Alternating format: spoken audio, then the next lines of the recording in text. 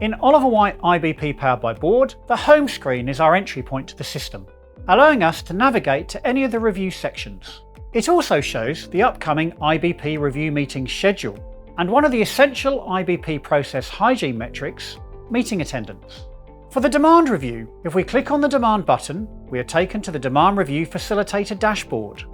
The Demand Review Facilitator dashboard provides visibility of actual and planned performance.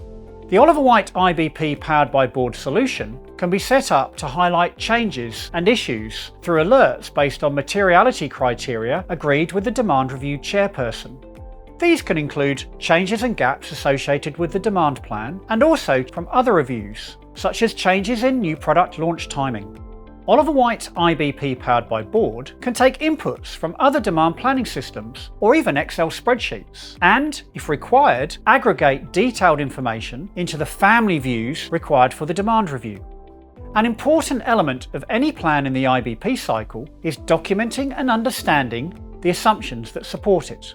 In the Oliver Wight IBP Powered by Board solution, we're able to capture the action plans and assumptions supporting the demand plan. When an assumption is changed, we're able to see the impact on volume and financials. One area where organisations often struggle is with reflecting the portfolio plan in the demand plan. Projects that have progressed past the business case stage, Gate 3, are captured specifically in the demand plan. The value of the pre-Gate 3 portfolio plan, discounted for attrition and with project type lead time assumptions, can be brought into the demand plan as an overlay or called out as an opportunity. At this stage, we don't know which projects will make their way through to launch, but we can estimate total value based on historical performance. Standard templates have been created in the solution to capture vulnerabilities and opportunities associated with the plans. Here we can see the opportunities associated with the latest demand plan, including a description of the opportunity, the projected impact and timing, a description of the action plan to move from an opportunity to become part of the demand plan, the action plan status, and the action plan owner. Within the solution, we can model the scenario of any opportunity being realised. This enables us to understand the volume and financial impact on the demand plan. Where the latest demand plan falls short of the committed plan, for example our annual or strategic plan, we can show how realising opportunities will contribute to closing gaps via waterfall chart visualizations.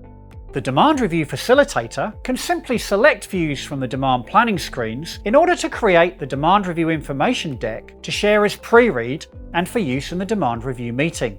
No more recreating visuals in Microsoft PowerPoint. Text, including headlines, can be added to assist with telling the story about what has changed this cycle, the impact of that change, and the actions that have been taken or that require decisions as a result. We're able to run the demand review from within the solution. The aggregate family views can be presented with issues highlighted via alerts.